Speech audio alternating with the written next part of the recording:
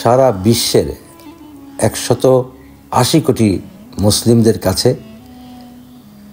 ইফতারির সময় সবথেকে প্রিয় যে খাবারটি থাকে সেটা হলো আমাদের এই সৌদি আরবের খেজুর। তো আমাদের হযরত মুহাম্মদ সাল্লাল্লাহু আলাইহি ওয়াসাল্লামও ইফতারি করার সময় প্রথম পানি খাওয়ার পরেই প্রথম জিনিসটি খেতেন, সেটা হলো খেজুর। তো এই খেজুরের আসলে বহু গুণে গুণান্বিত, এটা বৈজ্ঞানিক আরও বেশি ভালোভাবে বলতে পারবে। তবে আমাদের জানা উচিত যে আসলে খেজুর কেন রমজানে এত তাৎপর্যপূর্ণ, খেজুর দিয়ে ইফতারি করা কেন এত ভালো লাগে। তো আমরা একটু জানি যে আসলে এখানে অনেক রকম খেজুর রয়েছে, ছোট বড় মাঝারি সাইজ, অনেক দামি দামি মূল্যবান খেজুরও আছে।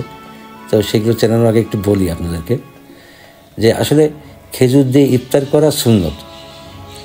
মহানবী হযরত মুহাম্মদ সাল্লাল্লাহু আলাইহি ওয়াসাল্লাম ইফতারে নিজে খেজুর খেয়ে পানি খেতেন।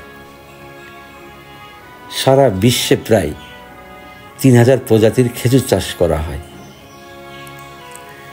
এবং বিশ্বে প্রতি বছর 90 লাখ টন খেজুর উৎপাদন হয়, যার অর্ধেকই আসে মিশর, সৌদি আরব ও আলবেনিয়া থেকে।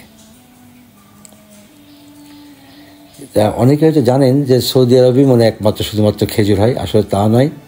আপনি জেনে অবাক হবেন, মিশর কিন্তু সর্বোচ্চ খেজুর উৎপাদনকারী দেশ সারা পৃথিবীর মধ্যে, এটা তো অনেকে জানা নেই।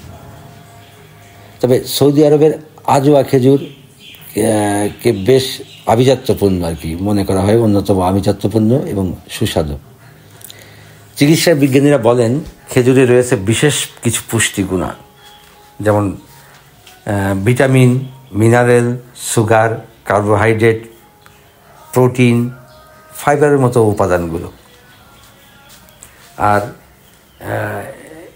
জেনে আরও অবাক হবেন যে সৌদি আরবে প্রায় সম্ভবত 3 কোটি খেজুর গাছ আছে, আর এসব খেজুর গাছ থেকে প্রাপ্তবয়স্ক খেজুর গাছ থেকে অন্তত বছরে 100 কেজি করে খেজুর পাওয়া যায়। তো খেজুর এখানেও অনেক প্রিয়, সারা পৃথিবীর মুসলিম মানুষদের কাছে অনেক প্রিয় একটি খাবার। তবে শুধু রোজা বলেই নয়, রোজার পরেও প্রতিদিন রাত্রে 2-1 খেজুর খাওয়া উচিত এবং বেশিরভাগ মানুষই খায়। সৌদিদের কাছে খেজুর চাষ কিন্তু একটা অন্যরকম লাভজনক ব্যবসা, অর্থকারী ফসল। তো খেজুর চাষ করার জন্য সবথেকে বেশি চ্যালেঞ্জের মুখে পড়েন পানির জন্য, কারণ খেজুর গাছে পর্যাপ্ত পানি দেওয়া লাগে। আর এরকম বড় বড় বাগানগুলিতে এরকমভাবে পানির চৌবাচ্চা তৈরি করে রাখা হয়, যেখান থেকে এই গাছগুলোতে সবসময় একটা নির্দিষ্ট সময় পানি দেওয়া হয়, না হলে কিন্তু খেজুর গাছে সেরকম ফলন আসেন না। তো এই একটা যে বাগানটি দেখছেন, এখানে হযরত মুহাম্মদ সাল্লাল্লাহু আলাইহি ওয়াসাল্লামের একটি কাহিনী জড়িত আছে, সেটা পরে বলবো। তো খেজুর বিশ্বে সমাদিত সৌদি খেজুর, সেইগুলোই বলছিলেন আমাদের মুআল্লিম।